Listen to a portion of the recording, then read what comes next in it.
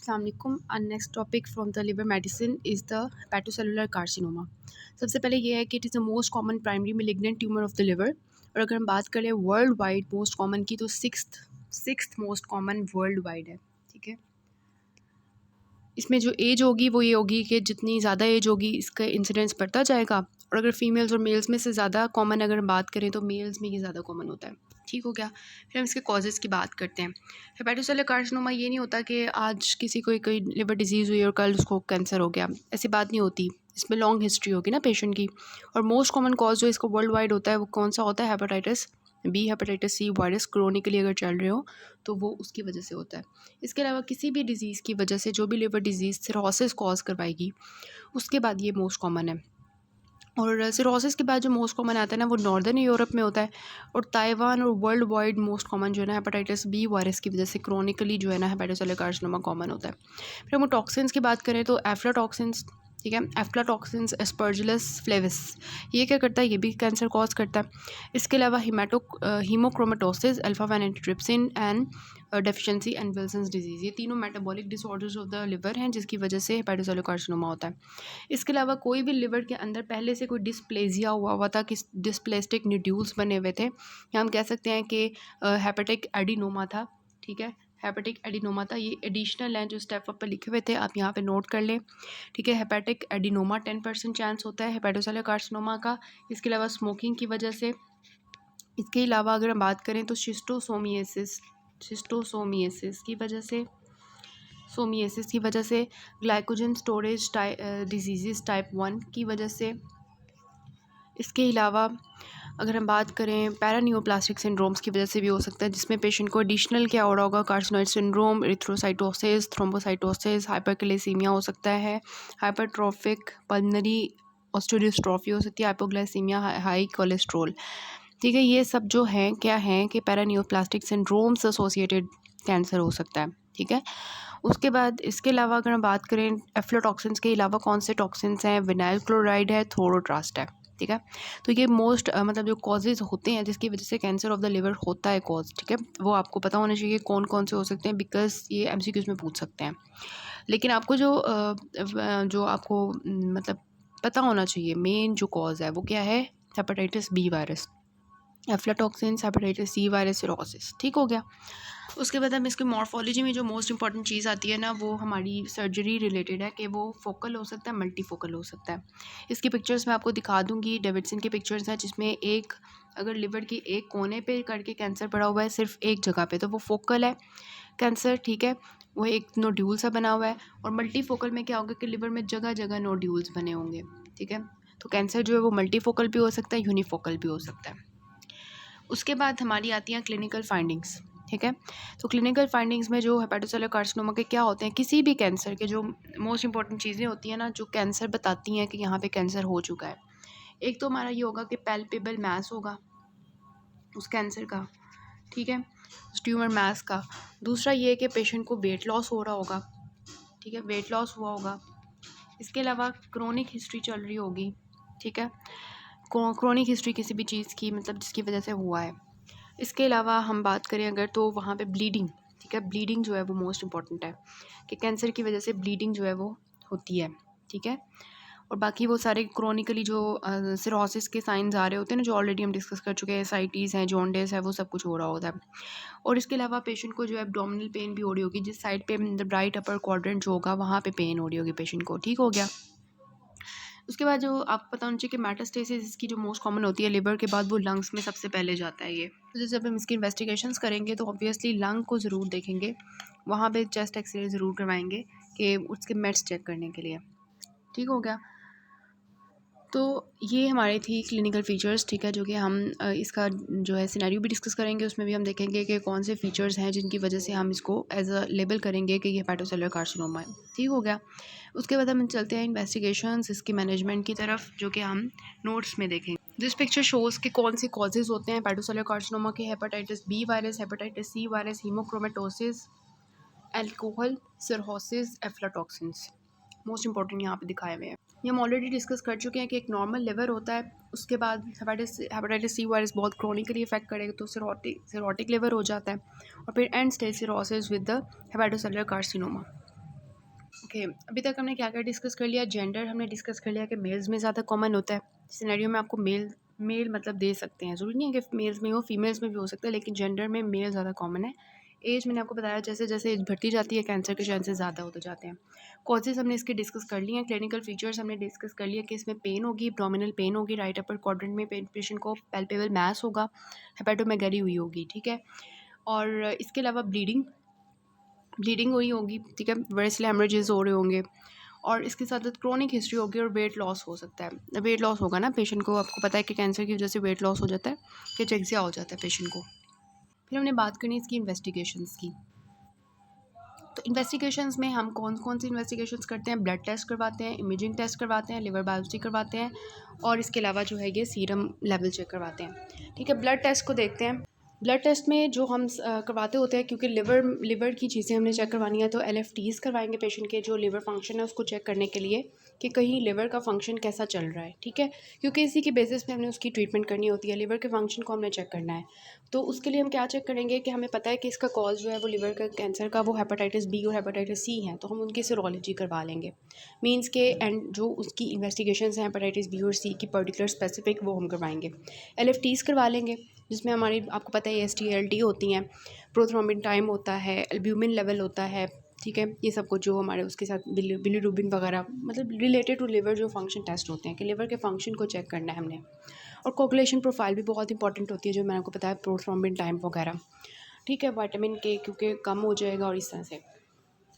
फिर blood test के बाद जो सेकंड चीज़ आती है जो हमारे कैंसर के लिए होती है, वो इमेजिंग टेस्ट होते हैं। किसी भी कैंसर के लिए ना इमेजिंग टेस्ट बहुत इंपॉर्टेंट होते हैं, आपको पता है, CT MRI अल्ट्रासाउंड, ठीक है। तो यहाँ पे आप अल्ट्रासाउंड करोगे और CT स्कैन करोगे।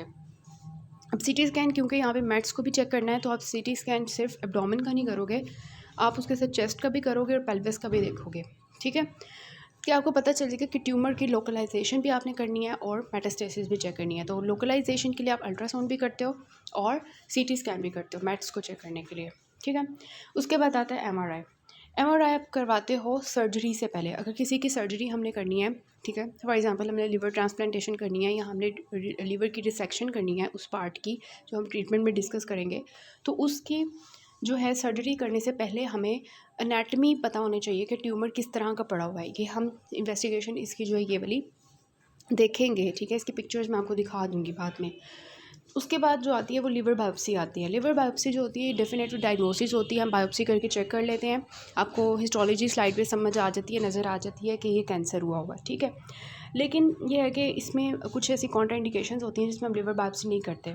फॉर एग्जांपल आपने अगर फॉर एग्जांपल ट्रीटमेंट चूज़ किया है उस पेशेंट का कि हमने लिवर रिसेक्शन करनी है या लिवर की सर्जरी करनी है, तो उसके लिए आप लिवर बायोप्सी उसके लिए नहीं करते होते, ठीक है। तो उसमें आप क्या करते हो कि एक सैंपल लिवर टिश्यू का ले लेते हो और उसको लैब में इन्वेस्टिगेशंस के लिए भेज देते हो, लिवर बायोप्सी, ठीक हो गया।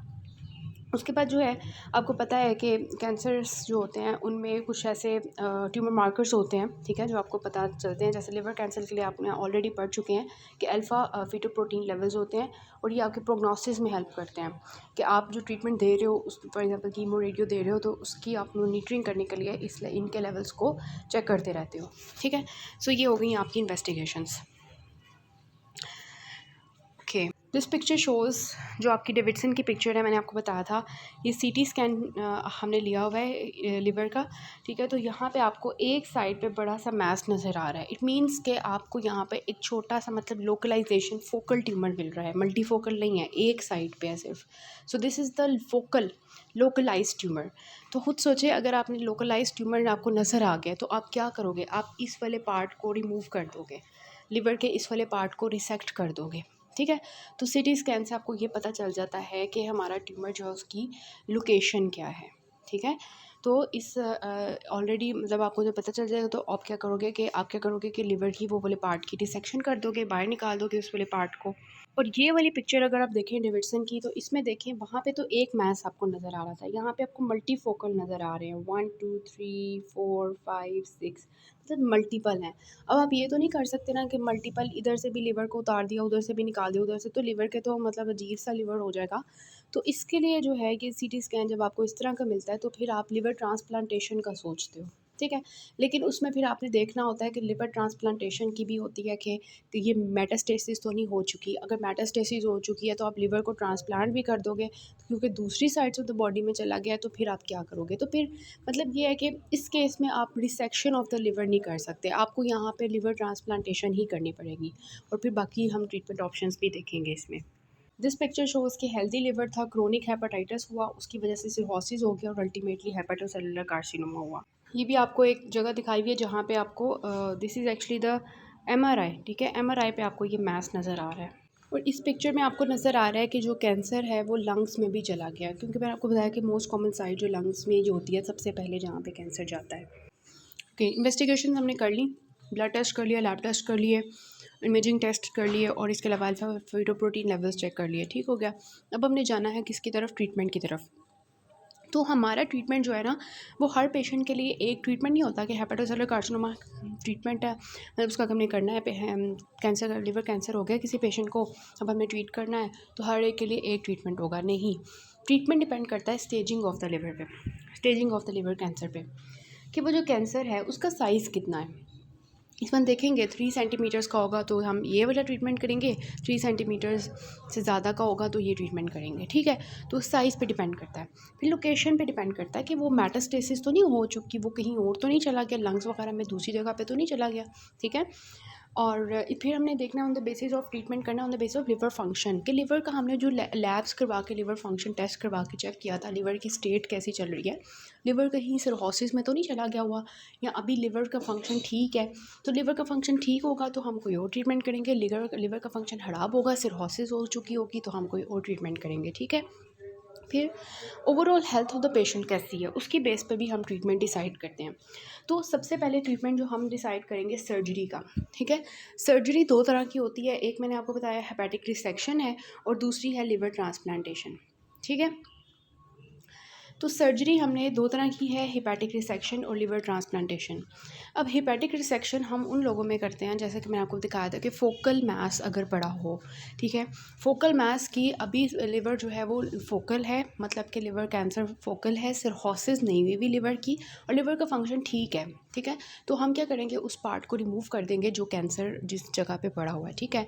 मतलब कि अभी वो फोकल है, अभी लिवर में भी नहीं, मतलब मल्टीफोकल भी नहीं है लिवर में, और ये कि दूसरी जगहों पे भी नहीं गया हुआ, तो सिंपली हम उस जो लिवर का पार्ट होगा उसको रिसेक्ट कर देंगे, ठीक है। दूसरा है लिवर ट्रांसप्लांटेशन, ये उस केस में करेंगे जो कि मैंने आपको बताया कि सिरहोसिस हो चुकी है और मल्टीफोकल है, मतलब कि जगह जगह जगह भरा हुआ है, तो हमने लिवर ट्रांसप्लांटेशन करनी है। लेकिन उस केस में जब मेटास्टेसिस नहीं हुई हुई, ठीक है, मेटास्टेसिस नहीं हुई हुई, तो ये हमारे 2 सर्जिकल ऑप्शंस हैं। फिर आती है कि जब हमने सर्जरी नहीं करनी, मींस के इट इज़ अनरिसेक्टेबल ट्यूमर। अब हम सर्जरी नहीं कर सकते, हम ना तो लिवर रिसेक्शन कर सकते हैं, ना हम लिवर ट्रांसप्लांटेशन कर सकते हैं। तो उस केस में हमारे ट्रीटमेंट ऑप्शंस क्या होंगे? वी हैव डिफरेंट वन, ठीक है। आपको पता है किसी भी ट्यूमर के लिए आपके 3 ऑप्शंस तो मस्ट होते हैं, या आपके पास सर्जरी का ऑप्शन होता है, या आपके पास कीमोथेरेपी का ऑप्शन होता है, या आपके पास रेडियोथेरेपी का होता है। तो जब यहाँ पे हम सर्जरी नहीं कर सकते तो बाकी 2 चीज़ें आ जाती हैं, कीमोथेरेपी और रेडियोथेरेपी। अब कीमो रेडियो जो है वो डिफरेंट तरह की होती हैं, तो उनके डिफरेंट अजीब अजीब किस्म के हमने नाम दे दिए हुए हैं, वो कीमो रेडियो ही है, ठीक है। तो सबसे पहले ट्रांस आर्टीरियल कीमो इम्बोलाइजेशन, जिसको हम टेस कहते हैं, ये radio embolisation directly to cancer cells, ठीक है। इनकी पिक्चर्स मैं आपको दिखा दूंगी ताकि आपको याद रहे कि क्या कॉन्सेप्ट है इनका। फिर ultrasound guided percutaneous radio frequency ablation with ethanol injection into the tumour, और ये उस केस में है जब मैस जो लिवर का है, जिसके मैंने आपको बताया 3 सेंटीमीटर का है या 3 सेंटीमीटर से कम का है, तो आप ये वाली टेक्निक परफॉर्म कर सकते हैं, ठीक है। इसके अलावा जो रेडिएशन की एक तो और थेरेपी है, that is selective internal radiation therapy, ठीक है। इसके अलावा आपकी क्या है कि आपने हेपेटिक आर्टरी एम्बोलाइजेशन करनी है, जैसे कि आपने यहाँ पे कीमो एम्बोलाइजेशन किया है, ये वही चीज़ है जिसमें हेपेटिक आर्टरी की एम्बोलाइजेशन कर देते हो। एम्बोलाइजेशन मींस कि वो जो ट्यूमर है जिसको blood supply hepatic artery supply कर रही है, हम उस ट्यूमर के न्यूट्रिएंट्स जो उसको मिल रहे हैं उसको ही हम ब्लॉक कर दें, ठीक है। और उसके लिए हम क्या यूज़ करते हैं, जेल फॉर्म और डॉक्सोरोबिसिन, ठीक हो गया। तो ये हमारा है थोड़ा सा ट्रीटमेंट हम चला रहे हैं, ठीक है। उसके बाद नीचे आते हैं टारगेटेड ड्रग थेरेपी, ठीक है, मतलब ड्रग थेरेपी भी हम कर सकते हैं। सोराफेनेब उसके लिए हम यूज़ करते हैं जो अंडर इन्वेस्टिगेशन ड्रग है, और इसके अलावा इम्यूनोथेरेपी कर सकते हैं। इम्यूनोथेरेपी एक्चुअली क्या होती है कि हम बॉडी के जो इम्यून सेल्स हैं वो हमारे कैंसर सेल्स को जाके अटैक करते हैं, ठीक है, और जो है ना वो कैंसर सेल्स जो है वो मर जाते हैं, ठीक है। इम्यूनोथेरेपी ऑलरेडी पैथोलॉजी में हम इसकी जो है डिटेल पढ़ चुके हैं। तो एडवांस लिवर कैंसर जब हो जाता है तो फिर हम इम्यूनोथेरेपी लेते हैं, जिसमें बहुत ज़्यादा मेटास्टेसिस हो चुकी है और अब हम कुछ भी नहीं कर सकते, ना सर्जरी कर सकते हैं, ना कीमो कर सकते हैं, ना रेडियो कर सकते हैं, ठीक है, ना ड्रग थेरेपी कर सकते हैं। ड्रग थेरेपी के साथ साथ ही इसको चलाते हैं इम्यूनोथेरेपी को, ठीक है। तो कौन कौन सी हमारे पास हैं? अगर तो सर्जरी करनी है हमने किस केस में, अगर तो सिरहोसिस है या सिरहोसिस नहीं है। अगर सिरहोसिस नहीं है तो लिवर को रिसेक्ट कर दो, अगर सिरहोसिस हो चुकी है तो ट्रांसप्लांटेशन कर दो, लेकिन वो उस केस में जब मेटास्टेसिस नहीं हुई, ठीक है। फिर दूसरी चीज़ आ जाती है चॉइस के अगर अनरिसेक्टेबल ट्यूमर है कि हम उसकी जो है ट्रांसप्लांटेशन या उसकी सर्जरी नहीं कर सकते, तो उस केस में हम क्या करते हैं, कुछ कीमो, कुछ रेडियो, कुछ ड्रग थेरेपी, कुछ इम्यूनोथेरेपी करते हैं, ठीक है, जिसमें we have the transarterial, ये सारे हैं, ये मैं आपको इनकी पिक्चर्स बता देती हूँ। Okay, this picture shows the transcatheter arterial chemoembolisation, ठीक है। ये हम आर्टरी के अंदर एक कैथेटर डालते हैं और उसके अंदर हमारी वो कीमोथेरेपी जिस जो हमने करनी होती है जिस मटेरियल से वो होता है, और जब ये ट्यूमर का मैस पड़ा हुआ है यहाँ पे हम आर्टरी के थ्रू कैथेटर को डालते हैं और ट्रांस कैथेटर मींस कैथेटर के थ्रू आर्टीरियल आर्टरी के अंदर उस कैथेटर को घुसाया हुआ है और कीमो इम्बोलाइजेशन कर दिया कि कीमो जो हमारी एक ड्रग है उसके साथ हमने वो आर्टरी को एम्बोलाइज कर दिया, ब्लॉक कर दिया है, ताकि वो ट्यूमर जो है उसको ब्लड सप्लाई ना जाए और वो ट्यूमर जो है वो मर जाए, ठीक है। ये इन्होंने दिखाया हुआ है कि इसमें हमने जो है वो रेडियो एब्लेशन के साथ साथ रेडियो के साथ साथ हमने क्या किया है कि उस ट्यूमर का जो वो जो ट्यूमर था उसके लिवर को रिसेक्ट कर दिया, ठीक है। मतलब कि ये वो चीज़ है जिसमें सिरहोसिस नहीं हुई और यूनिफोकल ट्यूमर है, एक जगह पे है, तो उसमें के केस में हमने लिवर को डिसेक्ट कर दिया, सिंपल, ठीक है। ये वाली वही चीज़ है कैथेटर जो है ट्रांस कैथेटर, ठीक है, आर्टीरियल मतलब कि फेमरल आर्टरी के थ्रू ऊपर डाला हुआ है, ठीक है, और कीमो एम्बोलाइजेशन मतलब वहाँ पे जाके ये ट्यूमर को किल कर रहा है, ठीक है। ये भी वही है ट्रांस आर्टीरियल कीमो एम्बोलाइजेशन। इसमें जो हम ड्रग यूज़ कर रहे हैं दैट इज़ डॉक्सोरुबिसिन, ठीक है, ताकि आपको याद रहे कि हम कौन सी ड्रग यूज़ कर रहे थे। ये वाली एक्चुअली रेडियोथेरेपी है जो कि हम पेशेंट की कर रहे होते हैं अगर ट्यूमर हमारा लोकलाइज्ड है 3 सेंटीमीटर से कम का है, ठीक है, तो वहाँ पे हम रेडियोथेरेपी कर सकते हैं। Okay, this picture shows ultrasound guided, जो हमने डिस्कस किया था, ultrasound guided radio frequency ablation, ठीक है, कि ऊपर हमने अल्ट्रासाउंड प्रोब रखा हुआ है, उससे यूज़ करते हुए हम जो है रेडियो फ्रीक्वेंसी एब्लेशन जो है वो कर रहे हैं उस ट्यूमर की जो कि वहाँ पे पड़ा हुआ है, ठीक है। ये भी वही है पेशेंट को हम कर रहे हैं और ये भी वही है अल्ट्रासाउंड गाइडेड। फिर सिलेक्टिव इंटरनल रेडिएशन थेरेपी, इसमें भी तकरीबन वही होता है लेकिन थोड़ी सी डिफरेंट जो है इंटरनल रेडिएशन थेरेपी होती है। वहाँ पे तो कीमो रेडिएशन थी ना, यहाँ पे रेडियो इंटरनल रेडिएशन है। अच्छा, यहाँ पे जो दिखाया हुआ है वो सोराफेनेब है, जो कि हमने पढ़ा था ना, ड्रग जो थेरेपी होती है कैंसर की वो करते हैं, ठीक है। और ये उन्होंने सारे दिखा हुआ है कि इन्वायरमेंटल वायरल फैक्टर्स हैं, जेनेटिक प्री डिस्पोजिशन है पेशेंट की, और डाइटरी फैक्टर्स हैं, अल्कोहल अब्यूज़ है, hepatitis C, hepatitis B virus है, ये सारी चीज़ें मिलके जो है कैंसर कॉज करवाती हैं। तो एडवांस डिजीज़ में हम क्या करते हैं, जैसे कि मैंने आपको बताया एडवांस डिजीज़ में हम इम्यूनोथेरेपी करते हैं, उसमें डिफरेंट उन्होंने इम्यूनोथेरेपी की ड्रग्स बताई हुई हैं कि कौन कौन सी हम जो है वो यूज़ कर सकते हैं। ओके, हेपेटोसेलुलर कार्सिनोमा का हम जो है सिनेरियो डिस्कस कर लेते हैं। तो इसमें सबसे पहले देखें एज बहुत ज़्यादा है, फॉर्मर है मींस के मेल है, ठीक है। ओके, उसके बाद जो दूसरी चीज़ आती है pain in the right hypochondrium, जैसे कि मैंने आपको बताया कि एब्डोमिनल पेन हो रही होगी उसको उस साइड पे, radiating to the right shoulder along with the weight loss, ठीक है, weight loss from the past 2 months. और वो क्या ले रहा था, 5 साल से वो जो है हेपेटाइटिस का ट्रीटमेंट ले रहा है, रिबावरिंग मींस कि क्रोनिक हेपेटाइटिस बी चल रहा है पेशेंट को, और उसकी वजह से अब उसको जो है वो आया है कि मुझे राइट साइड पे बहुत ज़्यादा पेन हो रही है, और वो वेट लॉस भी उसका जो है 7 kg वेट लॉस हुआ है पास्ट 2 मंथ्स में, ठीक है। तो ये आपकी जो है वो अब आप बता रहे हैं 2 likely diagnosis in this case, तो आप इसकी डायग्नोसिस में लिख सकते हैं कि ये हेपेटोसेलुलर कार्सिनोमा है, क्योंकि मुझे 3 जगह से लग रहा है। एक तो ये मेल है, एज भी ज़्यादा है, इसके अलावा जो है वो क्रोनिक हेपेटाइटिस का पेशेंट है, वेट लॉस है, पेन है, ठीक है, तो मैं इसको हेपेटोसेलुलर कार्सिनोमा कह सकती हूँ, ठीक है। लेकिन दूसरा इसका जो है हमने पेन भी देखी है, तो पेन जो है वो उसके भी हम डीडीज़ बना सकते हैं, क्योंकि इन्होंने 2 मोस्ट लाइकली पूछे हैं। तो इसमें आप पायोजेनिक लिवर एब्सेस भी कंसिडर कर सकते हो, ठीक है। एब्सेस भी कंसिडर कर सकते हो, liver abscess, pyogenic liver abscess. तो ये 2 इसके लाइकली डायग्नोसिस हो गए। फिर 4 मोस्ट इंपॉर्टेंट इन्वेस्टिगेशंस। अब आपने इन्वेस्टिगेट करना है, तो इन्वेस्टिगेशंस में मैंने आपको वैसे 4 बताए थे, तो 4 ही यहाँ पे लिखने हैं कि आप ब्लड टेस्ट करवाओगे, आप जो है वो लैब टेस्ट करवाओगे, कि ब्लड टेस्ट के बाद आप इमेजिंग टेस्ट करवाओगे, इमेजिंग टेस्ट के अलावा आप लिवर बायोप्सी करवाओगे, और इसके अलावा आप अल्फ़ा फ़ीटल प्रोटीन लेवल चेक करोगे। और जो सीबीसी है ब्लड टेस्ट में ही आपको पता चल जाएगा कि ये कहीं मतलब उसमें आप वो एनीमिया और ल्यूकोसाइटोसिस वगैरह भी चेक कर लोगे। ठीक हो गया। उसके बाद आता है आपका 2 एप्रोप्रिएट ट्रीटमेंट ऑप्शंस। ठीक है, ऑप्शंस आपके डिफरेंट थे, उसमें आप डिफरेंट लिख सकते हो। सर्जिकल रिसेक्शन भी कर सकते हो, लिवर ट्रांसप्लांटेशन भी कर सकते हो, और इसके अलावा अगर एब्सेस है तो आप एंटीबायोटिक्स दोगे। ठीक है, और बाकी वो कीमो रेडियो जो हमने थेरेपीज़ डिस्कस की थी वो। ठीक हो गया। So this is all about hepatocellular carcinoma. Hepatocellular carcinoma के बारे में एक और चीज़ मैं आपको बताऊंगी कि इसकी स्क्रीनिंग जो होती है ना, वो हमने करनी होती है। जो क्रोनिक हेपेटाइटिस बी के पेशेंट्स होते हैं उनको हर 6 महीने हमने जो है ना अल्ट्रासाउंड गाइडेड उसकी उनके लिवर को चेक करते रहना होता है कि कहीं हमें कोई मैस ना नज़र आए, और दूसरा अल्फ़ा फ़ीटोप्रोटीन लेवल उनके चेक करवाने होते हैं स्क्रीनिंग के लिए। ठीक है, और अगर किसी पेशेंट को सिरहोसिस है, दूसरा उसको पैल्पेबल लिवर मास मिल गया है, और तीसरा उसका AFP एलिवेटेड है, it means it is likely to be hepatocellular carcinoma. So this is all about the topic hepatocellular carcinoma.